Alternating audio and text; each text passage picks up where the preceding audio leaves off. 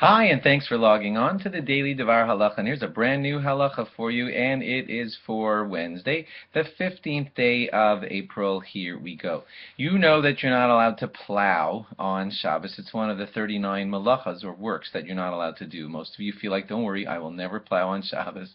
I live in the city, and I just don't plow on Shabbos. But there were some considerations where it could have happened, and I'll go old-fashioned here for a moment. You know that in old-fashioned times, not everyone had these smooth, hard floors the way we have in our homes, and often you would have like a dirt floor inside of a home, a poor home.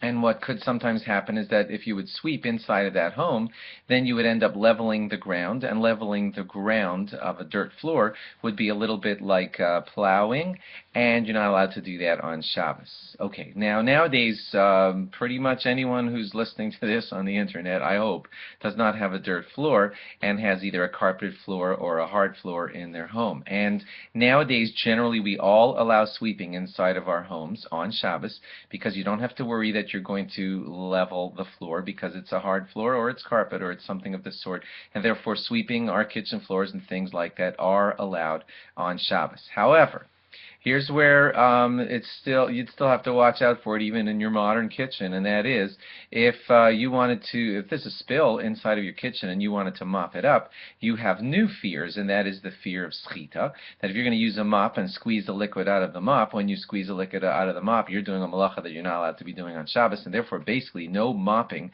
is allowed on your kitchen floor on Shabbos at all. Same thing with anything that involves rags or sponges or anything that's going to squeeze liquid out of the rag, sponge, or mop. You're not allowed to do that on Shabbos.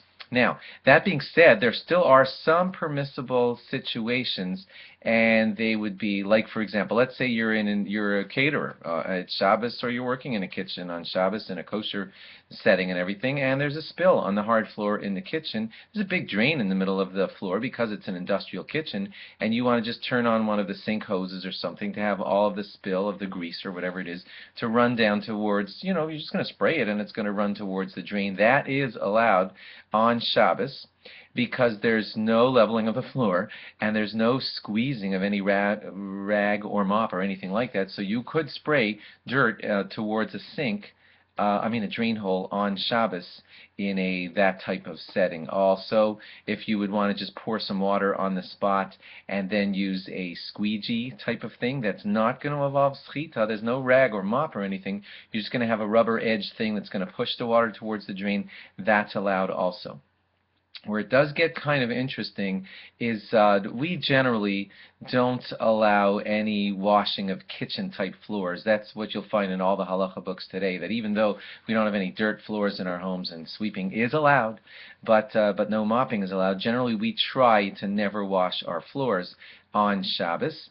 But it can happen to you even in your home, non-industrial kitchen with no drain in the middle of the sink, that you might have a foul-smelling spill that landed on your kitchen floor, or a slippery spill that landed on your kitchen floor, and you're not allowed to mop it up or anything like that. So even where we tell people not to mop their kitchen floors, or not even to wash their kitchen floors in any way, if you had a foul smell that was ruining your Shabbos, or some dangerous slippery stuff that's ruining your Shabbos on your kitchen floor, then you would be permitted to just pour some water on it and try to get some squeegee device, not a mop, but something that could just push the water out the door or something to somewhere where it's permissible to be pushing the water out the door, and you'd be allowed to do that. Usually that's easier in Israel setups where homes are sort of built more to be able to do that. In American homes that's not so easy, but you would be allowed to do that type of activity. Check with your rabbi that you're not getting anything wrong. You're not allowed to mop, you're not allowed to use a rag, but you could pour some water on the foul stuff that fell on the kitchen floor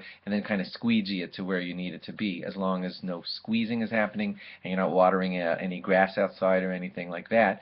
If it's permissible, if you can get that done, speak to your rabbi about how to do it. That kind of thing would be permissible in a very necessary situation where there's a dangerous spill in your kitchen or a very smelly spill in your kitchen. Then you would be allowed to use a squeegee type of spill and squeegee even in your home kitchen in America, as long as you do it in a permissible way. Thanks for logging on, and log on again tomorrow for more.